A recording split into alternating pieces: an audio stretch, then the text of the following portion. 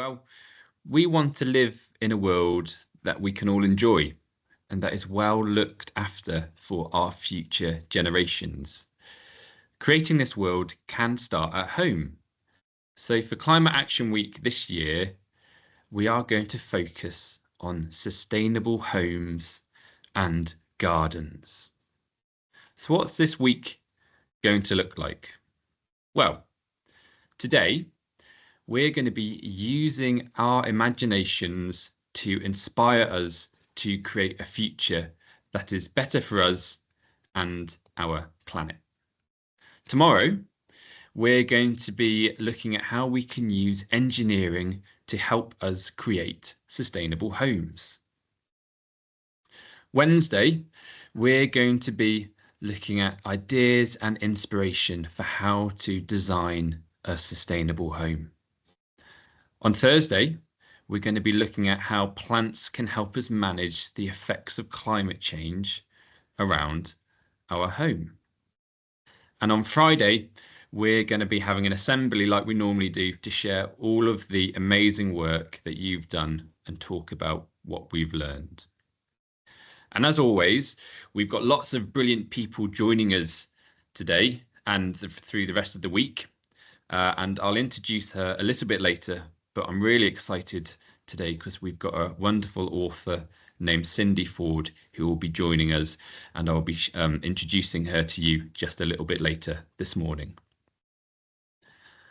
Before we get started with today's lesson though, let's make sure that we all understand the basics of climate change. So I'm going to ask you some questions and you're going to have to put your hands up or your hands on your head to answer those questions. So if you want, you can let your teachers know which answers you've got, and then they can share them with us in the chat. So question 1, what is climate change? Is it how many greenhouse gases are emitted over time? That's 2 hands up. Or 1 hand up for long-term shifts in temperature and weather patterns, or a hand on your head for changes in how much ice is melting at the North and South poles.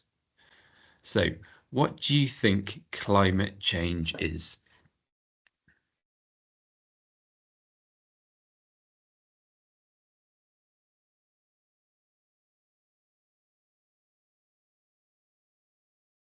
You can type your answers in the chat, teachers, once you've got an idea of what your pupils think.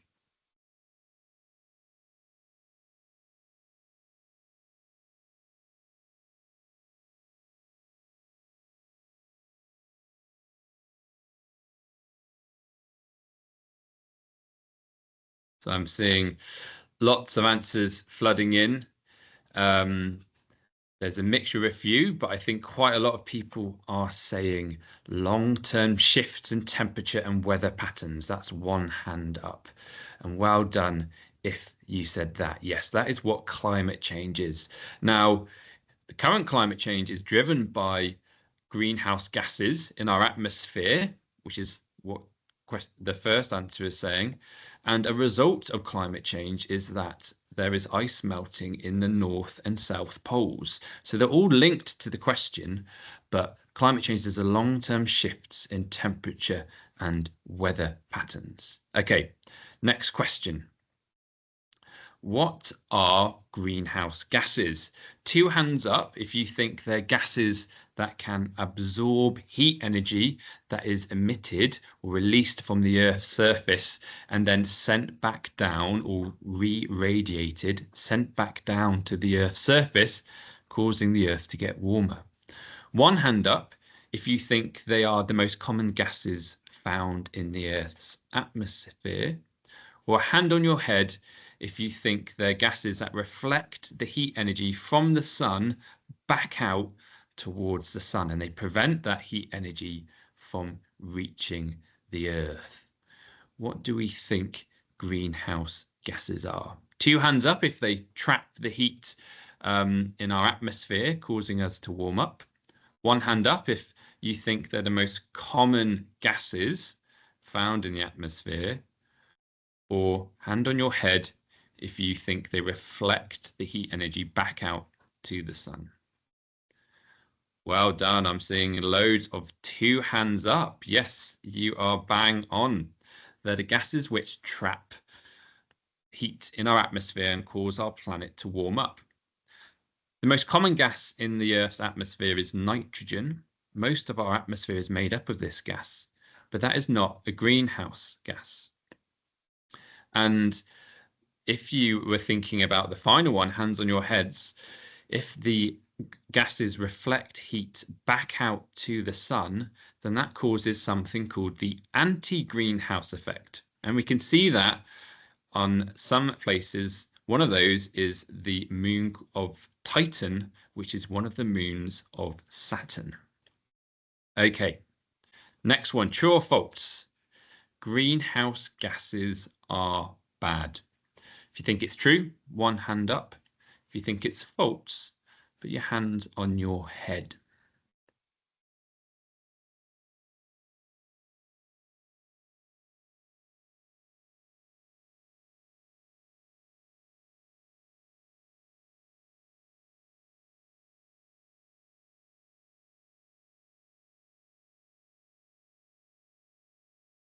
So I'm seeing quite a few answers coming in. Some are saying it's true. Some are saying it's mostly true. Some are saying it's false.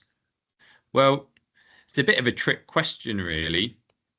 The correct answer is false. We actually need greenhouse gases in our atmosphere to help keep our planet at a stable temperature in order for life to survive. If we didn't have any greenhouse gases, the average temperature of the Earth would be about minus 18 degrees. So it would be really hard for lots of life to survive. But the problem, and I think this is what lots of you were thinking about, the problem is that we've got too many greenhouse gases in our atmosphere, lots of them being released from human activities, and this is causing our planet to warm up. So having greenhouse gases in our atmosphere is important, but we don't want to have too much of them. Okay, final question. What human activities are producing greenhouse gases? 2 hands up for burning fossil fuels like oil to power our transport.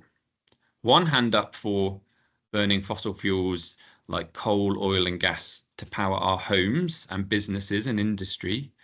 And hands on your head for growing our food and farming our animals. What do we think?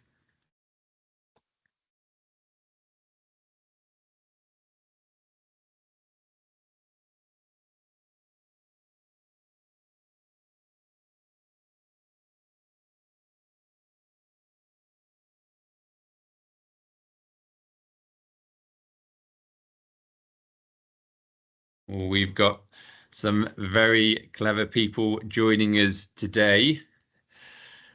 Again, a bit of a trick question, but you're right. All of you who have said all of them, yes, they're all correct. So all of these activities produce greenhouse gases. And remember, we need to be able to transport ourselves around. We need to be able to live in safe, comfortable homes, and we need to eat food that is healthy and tastes good. So we need to do all of these things, but can we change how we're doing them so that we don't release as many greenhouse gases and we don't cause our planet to warm up as much? Excellent answers, everyone. I'm really, really impressed with all of those answers that you've given. Okay, so this week we would like you to design your sustainable home. So one of the things we need to do differently is to change our homes and gardens to make them more climate friendly. But what could these changes actually look like?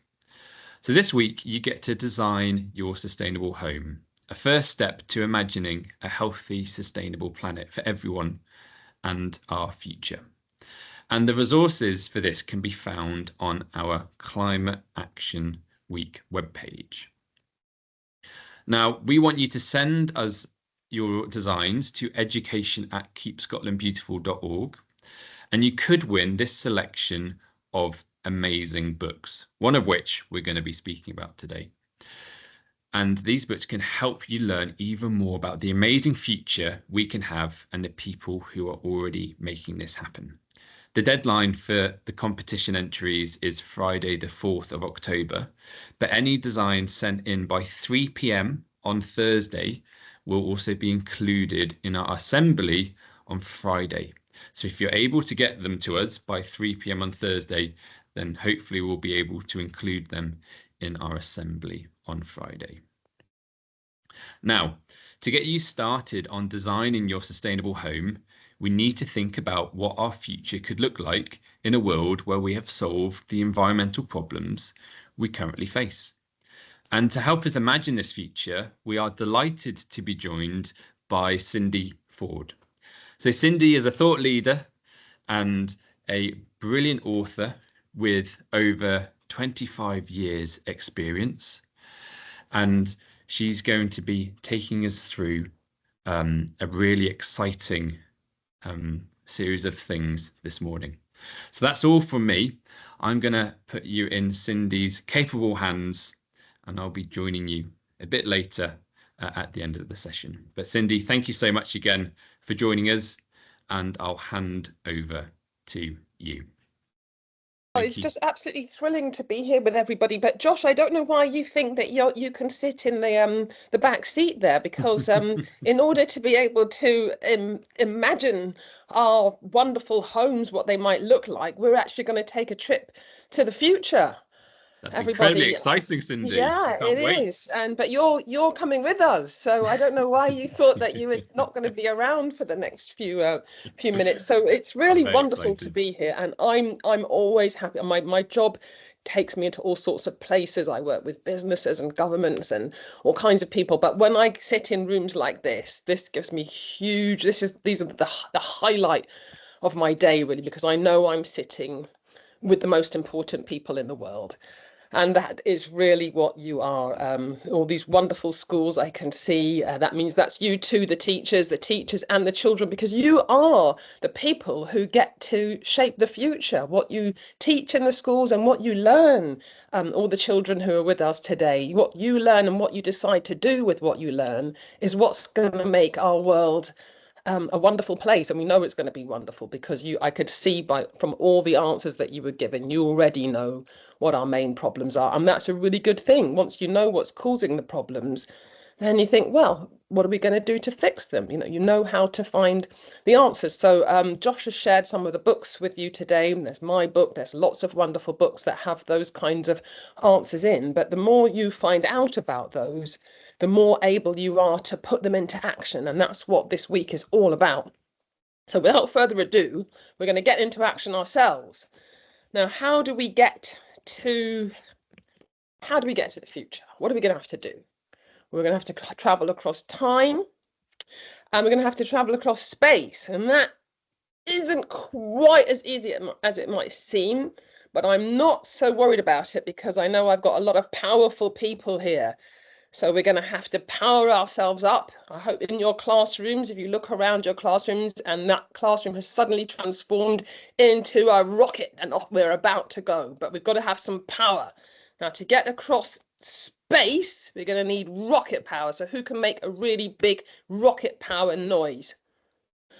Are you making that kind of noise in your classrooms? I think you are, because I can hear some shaking here. My desk is shaking. Oh, that might be just about enough power. Let's leave that there for the minute, because we've also got to travel across time. Now, who can make a really good time traveling noise? Whoa! Oh, I think I can hear that time traveling noise coming from your classrooms as well. But the only problem is it's just not enough. It's not enough rocket power, and it's not enough space. It's not enough time travel power. So what I'm going to do is I'm going to count down 5, 4, 3, 2, 1 in just a minute, and then you make as much. I just imagine half of your classroom. Do you want to have a quick practice? Teachers, can you decide which half is going to make the rocket power noise, the woo noise? and which half of the classroom is going to make the woo noise to get us across time and space? Okay, I can just about hear that practicing from here, and I'm all the way down in Cambridge, so that's sounding pretty good. So we're going to put those noises together, and I'm going to count down 5, 4, 3, 2, 1. And while we're traveling across time and space, this is where you come in, Josh, because I think you've got some questions for me, haven't you? I do have a few questions for you. Yes, I do. So that's going to keep us occupied while we're traveling. If we're making enough noise, this journey should go pretty quickly. And then when we get there, we're going to look all around us, and that's when our imagination's going to kick in, because we're going to look at what we can see in the future and what's possible for our homes, for our cities, for our world. Brilliant. Okay, is everybody ready? Here we go. Big noise. If not, we're not going to get there. 5, 4, 3, 2, 1. Woo! Woo! I can hear it. Yes, my table's shaking. We're off. Whoa! Woo! We're up there. Well done, everybody. We're launched. We're off. We're traveling across time and space into the future. So I'm going to hand back to you, Josh, while we're flying. Oops! Oh, gosh. You have to be a bit careful because there is some turbulence in space. It's not as smooth as it looks in those movies. It's bumpy out here. Just dodged an asteroid there. So much, Cindy. I'm sure we can all hear those noises coming from all of the different classrooms across Scotland, and hopefully they're helping us shoot across time and space as we speak. Yeah, I did have some questions that I wanted to ask you. So the first one I wanted to ask you was, you've written this brilliant book called This Bright New World, and I wanted to know, what were you most excited about in this bright new world? Well, that's a fantastic question, Josh. Well, I was really excited because there is so much that we can do. I mean, sometimes when people talk about climate change and the things that are going wrong, we mentioned some of the things at the beginning of this lesson, things getting too hot, the polar caps melting, that's all true. But the exciting thing is there's so many things that we can do about this, which will make our lives better and not worse. This is one of the biggest opportunities for us to learn as a human family. We've been getting energy. We're always going to need energy, but we've been getting it in a very dirty way out of coal and oil from the ground, which, as you very rightly said, lets out these greenhouse gases, which makes our world too hot. And we've caused a big problem for ourselves with that. But the thing about a problem is that you can do something about it. And because we know that's a problem, we've looked at much more clean ways of making energy, and we've worked out how to do it. So we can get energy from the sun, we can get energy from wind, we can get energy from waves, and all that technology has accelerated really fast because we knew we had this problem. It's now cheaper to get energy from the sun than it is from coal and gas. So these wonderful things happen as a result of the problems that we had. You mentioned our food systems. We're working at ways to make those more efficient. So every time we encounter one of these problems, if we're smart and we act fast enough, we can come up with a really great solution, which makes our lives better. Thank you so much. Yeah, I really agree with everything you're saying, Cindy. My second question, do we have time for another question? Yeah, we do. We're still. Oh gosh! Oh no! Just a minute, Josh. Gosh! Everybody, lean really far to the left, to the left, to the left. No, to the right, to the right. It's a black hole. Okay. We're past it. It's dangerous traveling. I mean, I should have said it this morning. It is a little bit dangerous traveling out in time and space, but I think we've got by that. We're fine. Sorry about that, Josh. Please do ask me. That's okay. Thank you for guiding us. We have got time for another question. We do indeed. Well, the second question I wanted to ask you was, what do you think is holding us back from creating the bright new world that you talk about in your book? Yes, well, that's a very good question, because in this room, in this this beautiful virtual room that we're in, there's so many brilliant ideas, and I can't wait to get to the end of the week to see all the brilliant houses that you've designed and all the fantastic ways of making those houses sustainable that I know you're going to have come up with. So there's absolutely no shortage of things that we can do. The biggest problem, I hate to have to say this, is our leadership, actually. It's our leadership because they're moving too slowly. There's all sorts of things that are causing them to hold this change back. And that's where we come in, because if we say, look, this is the change that we want, we know what the problems are, we know how to solve them, and we want you to speed this up, please, because things aren't going to get better if we take too long to do this. So we need our leaders to act faster, and that's their responsibility, but we still have a voice, and our voices are very important, and we can use them, and we can say, please, we know what needs to be done. We can do it. We want to be part of it. Get a move on. Thank you so much, Cindy. Really, really inspirational words there. Do we have time for one more question? We've got time for one more question, because I can see that we're coming into, I can just see it's coming on the horizon. We're moving into that futurescape. So let's have one more question and then we'll land. Well done, everyone, for powering us so far. It's absolutely incredible. It's brilliant. The final question I had for you was, I didn't actually get a chance to mention it at the start, but you won something called the Change Champion Award, and I think other people who received that award were David Attenborough and Malala Yousafzai. And I wanted to know, what did you do to actually achieve that award? Because it sounds like an amazing achievement. Oh, well, thank you so much. I was really humbled to get an award with, absolutely brilliant people like Sir David Attenborough and Malala, who's done so much for getting girls into schools. What I did do to win the award was I founded a little company called Planetary, which is really about making sure that we understand how Earth works in everything that we learn.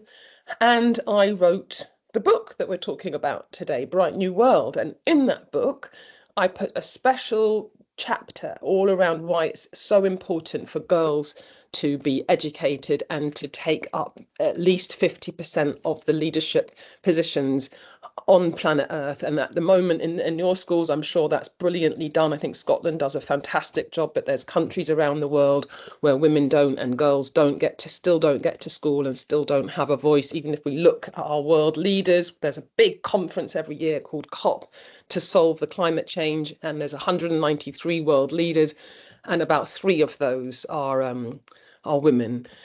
And so we do have some way to go. And the big answer to that is to get girls into school and make sure that the space is there for them to take up these jobs. Because when women get educated, they choose to, it's putting 50%. You can imagine if you were trying to run your body with only half of your body working. Well, that's kind of like what it's trying to run our world with only half of our human family represented. And there's a big thing that happens when women are educated. They actually choose to have a few less children. And sometimes one of the big problems that we have on the planet is the human population is soaring. And if we can help this human populations to steady, as Sir David Attenborough said, it makes all of our climate problems a lot easier to solve, because humans eat up a lot of resources. So if there's less of us using those resources, it doesn't mean we need humans. Humans are wonderful, but we just need a few less of us moving forward. We just need to keep our population not going up to 10 billion, but let's try to keep it around 7-8 billion. And then we should be able to find enough on our glorious planet to share for everybody.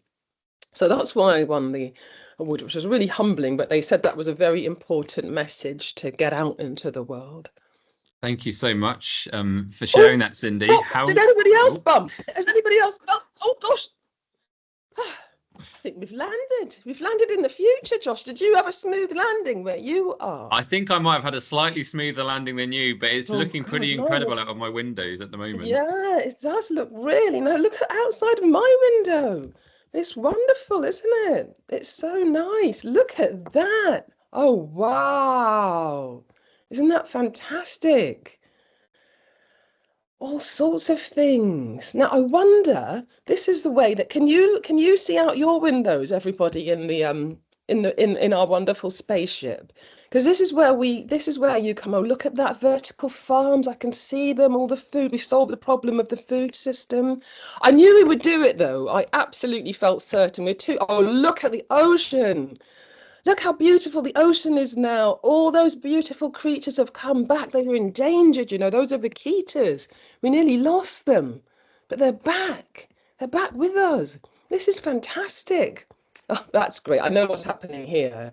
Instead of throwing away our fridges and our cookers and chucking them into landfill when they wear out, we're actually making them in a way that the manufacturers take them back and they reuse everything to make new ones.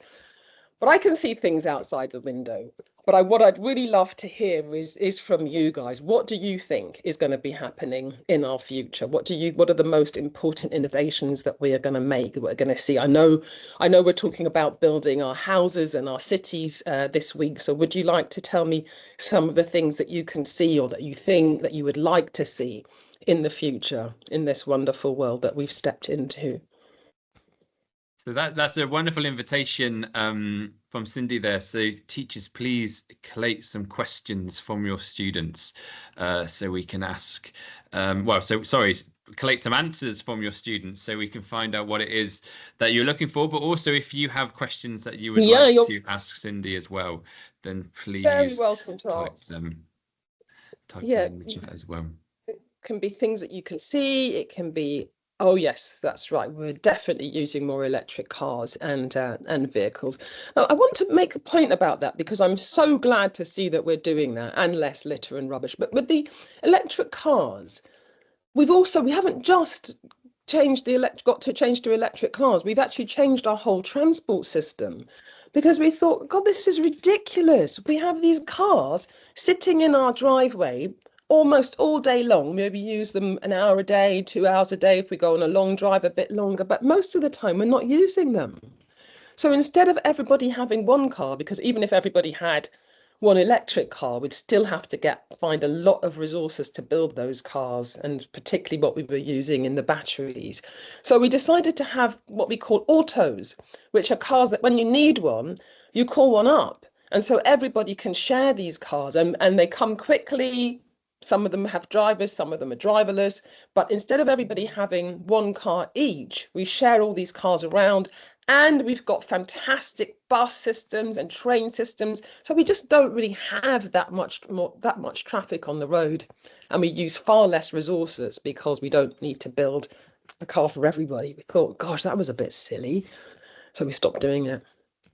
And I can see all these fantastic things in the chat. We've got rid of so much less litter and rubbish, because the reason that we have a lot less litter and rubbish is because we don't make things to be thrown away. Part of the problem with plastic, which is really useful and a really clever invention, so there's nothing really wrong with plastic, is how we were using it. We were using single-use plastic, so we'd buy something from the supermarket, we'd take off the packaging and we'd fling it away, or we'd get a straw for our drink and we'd throw it away. Or as you saw with our appliances, we'd make them, and once they broke down, we'd throw them away. Then we smartened up because we thought, well, what does nature do? Nature doesn't throw anything away. When anything is finished for somebody, it becomes something useful for somebody else. And so we designed in line with natural systems. And so everything we design now is what we call circular. We take it, we make it, and then we reuse it. We design parts, we design plastics so that they biodegrade, so they mimic nature, they can go back into the earth if they do get thrown away. But we've designed packaging really so that so things come in containers that can be reused. We've designed, as you saw in the picture, the fridges and the cookers, so they get taken away. Our phones, the tech, the piles and the piles of tech rubbish that we had. And some of it was very valuable. There's all sorts of gold and minerals inside our phones. So we make sure that we recycle those.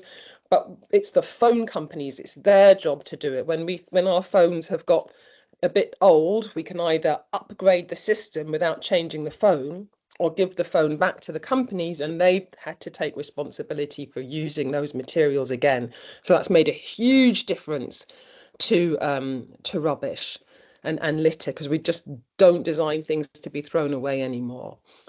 And I can see there's so many wonderful ideas coming through in the chat. We've definitely got more plants, and we've definitely got more animals. We've definitely got more trees. And the reason that we were able to do that, a big reason, is because we changed our farming systems instead of using all that land, because so much land gets used to raise animals, and also so much land gets used to raise crops to feed animals. That's been a huge problem because we're having to cut down more and more of our rainforests. That's what makes Earth breathe, to grow these crops to feed the animals.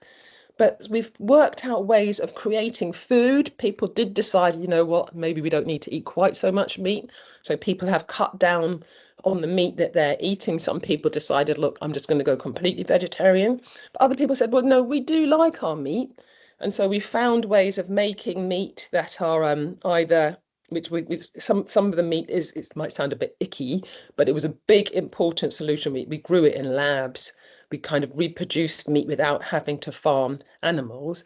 And a lot of the farmland that we would have used to feed those animals or to grow the crops, we created vertical farms, where we didn't need as much land anyway because we weren't raising all those animals. But we also created vertical farms, which you saw in the cities there, which grow upwards. So they take up a lot of land, less land space. And so that there's much more land for the animals to come back, the wild animals to come back. And we a lot of the old fossil fuel plants, the mines, the oil refineries, the coal plants, we actually turned those into wildlife parks so that wild animals could have a lot more space to wander around, because we didn't need it anymore, because we were getting all the rain, all the fuel from the sun and the wind. So we got ourselves into a tight spot, but we got ourselves out again. I can see all these wonderful questions, wonderful comments in the chat. Now, have people got some questions about how we might get here and do these wonderful things? We've got one question has come in, says, how far off is this future, do you think, Cindy? How far off do you think this future is? Oh boy, that's a really good question. That is a very, very good question. I mean, it's a tricky question to answer because it does depend on us. We are solving everything that I'm talking about. I'm not making any of it up. It's all happening. Everything in the book is all happening. You'll see I've looked at the 12 things that put the most pressure on our system at the moment, our Earth's life support systems, transport, food, how we treat our rainforests, our carbon sinks, how we get our energy. I've mentioned how we include girls in what we do, how we design and build our cities, how we design and build our transport. So we're in my life, I feel so privileged because I work with people who are doing all these things. It's all happening. And so the answer to that question really does depend on how quickly we can get our leaders to our political leaders to we can do what we keep doing it. As I mentioned, these people are building things. You're learning all about it at school. When you leave school, I know you're going to be part of making this happen. But we do need to, as I said in the beginning, give our leaders a big kick in the seat of the pants, if you don't mind me saying that, because we could get here. We really do need to get to that place by 2030, or at least have that groundwork laid, so that we can stop putting more. If we put too much more fossil fuels in the atmosphere, things will get too hot, and then it's much harder to regulate our climate. So we need to move fast and at least have the groundwork done for this by 2030, so that we're moving into a world by 2040 that does actually look something like this. There's loads more questions that are coming in, Cindy. Do you have time for one or two more? Or Yeah, I do. If we yeah. have, I know we've got to get back to Earth in our own time, but if you can leave us, make sure you leave us about two minutes to get back, because the power was so strong in this ship that we can move fast. We can move fast. At least we can move fast. So if you can let me know how many questions we have, it takes 2 minutes for us to get back. Okay, brilliant. Well, I think I've got another one. There's so many that have come in, and just to quickly say, if we don't get a chance to answer your question, then we can share them with Cindy, and she'll be able to answer them, and we can give you some answers in our assembly on Friday. So don't worry if we don't get a chance to answer your questions today. Another one that's come in and says, what is the most important change we can make to help? So that's from a question from P6. Cindy, what's the most important change that we can make in order to help us get to this better new world? Yeah, that's a really lovely question, and there is one that I've seen in the chat that I do want to answer as well. Josh, if I can take that. Yeah, The most of course. important change that there are that it's a team effort, young, old, people in schools, teachers, government leaders, business leaders, everybody's got something that they can do, and every little thing does count.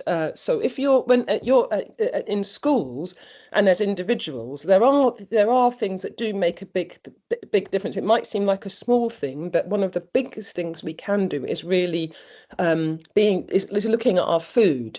So if we can actually make a decision to eat a little bit less meat, that helps to solve the land problem that we just talked about. And it doesn't mean give it up, but just eat a little bit less. If everybody ate a little bit less, that would put a lot less pressure on the land, and the land means the trees that bring the carbon out of the atmosphere. It means the biodiversity, which is critical to keeping Earth life support systems going. So it seems like a little thing to do.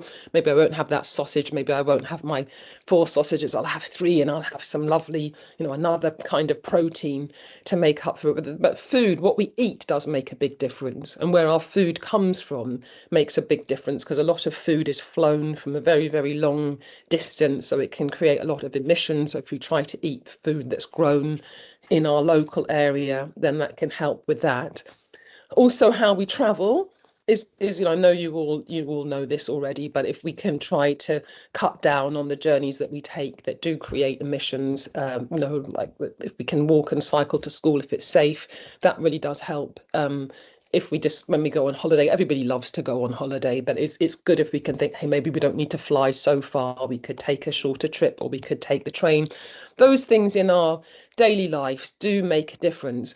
What makes a huge difference is turning up in this room, is turning up for this fantastic event that Keep Scotland Beautiful have organised, because the more we inform ourselves, the better equipped we are to know what we can do about it. And there's these small things that we can do in our individual lives, but the choices that we make going forward are also really important. So whether you want to be an astrophysicist or a hairdresser or a storyteller or a fashion designer, if you find out how to do those things in a way that doesn't cause harm to the planet, that's a really important job for you as young people to learn, because that can all be done. There's wonderful people out there that will help you. I'd be happy to take any questions on that. But learning how you can create the thing that you love, the thing that you want to bring and do in this world in a way that causes as little harm as possible, or even helps Earth regenerate, that's an important thing to do. And another really important thing to do is, hey, you, is use your voice. Using your voice. You're very, very powerful people. As I said at the beginning of this journey, you're the most powerful people in the room. You think, what, little me, what I say isn't going to matter, but it does. We've got a system of choosing who we want to lead us, and they need to listen to us. So if they say if we say we want you to do this, these are the most important things for us, they will listen. And that's what makes governments act faster and do things faster, because we've told them, you represent us, and this is what we want. Whether you start at home, whether you start in school, and then as you grow up, when you can vote, you can start choosing who you want to lead you. The companies that you go to work for, you make sure that you tell them what you think that they ought to be doing to keep this world beautiful for you. Thank you. And thank you, Josh. That brings me to the question that I wanted to ask, if you don't mind, which somebody has said, will political leaders be sent to jail in the future if they don't take climate action? Well, in this world, in the book, in Bright New World, in the book, well, yes, they will, because there's a law, and it's happening now. And it's one of my fantastic friends who's running the campaign. Her name is Jojo Mater, and the law is called Stop Ecocide. And it's on its way to becoming a law in the International Criminal Courts. At the moment, the International Criminal Court says you can't kill people, you can't commit genocide when you kill lots of people, you can't violate human rights.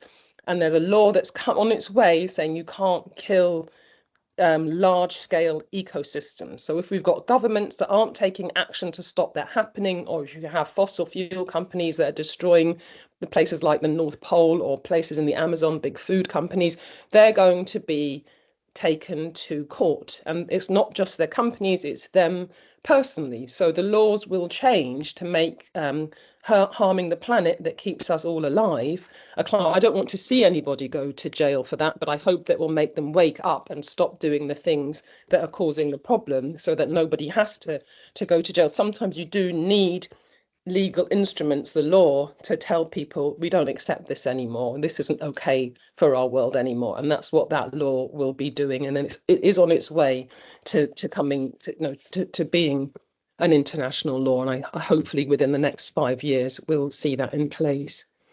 Thank you so much for answering all of those, Cindy. I think it might be time for us to head back. Oh gosh, I've got to go back to Earth. Well, now I feel a lot better about going back, Josh, because we've had this conversation. We can see all the things that we can do. So can people power us up to help us get back? We need the space side of the room and we need this time side of the room. Are we ready? Because we've got to lift off again. Oh,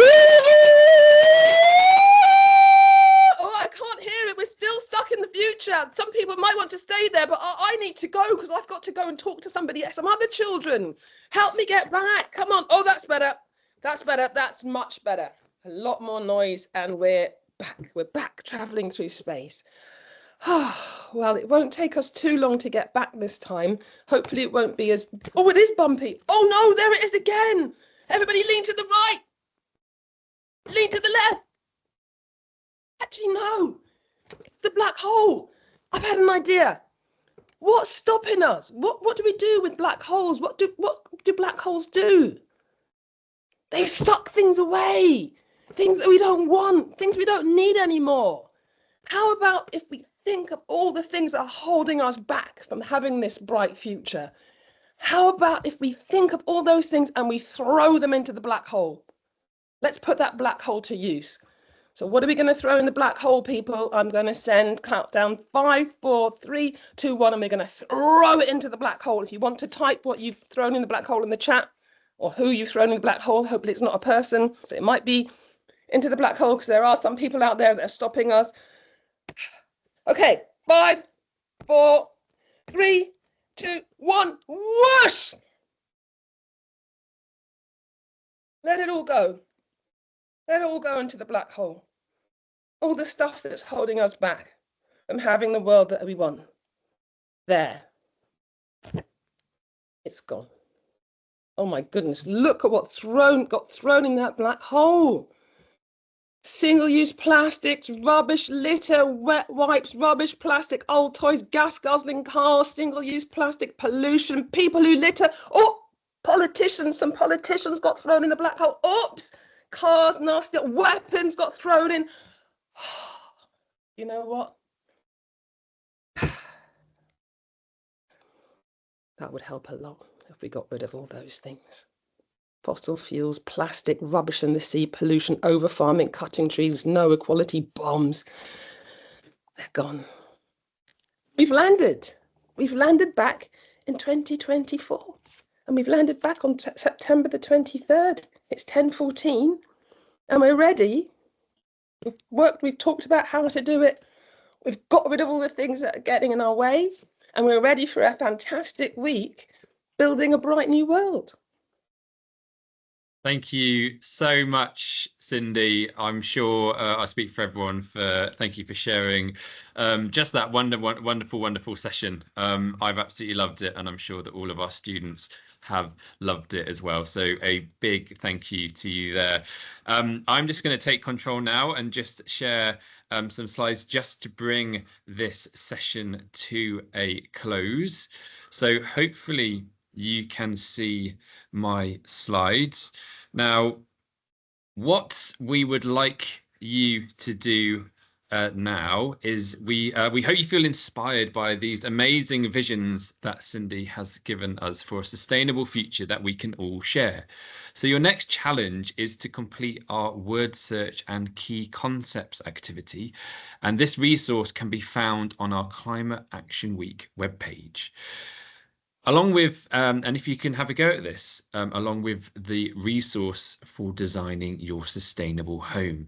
And you can use what you find in this activity to start designing your sustainable home. As I said, if you sent some brilliant questions in, and unfortunately we did not have time to answer them all, but if you send any questions to education@keepscotlandbeautiful.org, we'll send them on to Cindy, and we'll have a go at answering as many as we can in our assembly on Friday. Please share anything that you're doing for Climate Action Week on social media, and we will share your posts from public accounts at our assembly. We would also very much value your feedback on our live lessons. So please complete this very short feedback form that my colleague Nicola has just shared in the chat, and that's for teachers and for pupils, about what you enjoyed and what you'd like to see more of. But just a final massive thank you. Thank you for Cindy, for sharing all of those wonderful words. Thank you to all of the teachers who have helped your pupils participate, and thank you to all of you pupils who have been joining and sending us some lovely answers and questions in the chat. We hope you've enjoyed it. Yes, sorry, Cindy, would you like to say? Oh, I just wanted to echo that, Josh, to say thank you so much. It was such a pleasure to be here, and I've just loved traveling with you this morning. All the great questions I have seen them in the chat, and I will be really delighted to answer those for the Friday's assembly. I was particularly delighted to see that Putin got thrown in the black hole. And just thank you all for being so bright and being so brilliant. Yeah, this is the bright new world in the making, in this kind of lesson, and this coming together of the human family. So it's such a pleasure to be with you. Thank you so much, Cindy. Yes, so we hope to see you tomorrow for our lesson with engineers Jacobs, who are going to build on what Cindy has done and will help us understand how to engineer and build sustainable homes. But that's all from us here. Thank you so much. Have a lovely rest of your day, and I will see you all again tomorrow morning for our second live lesson of Climate Action Week. Thank you, everyone, and goodbye. Bye.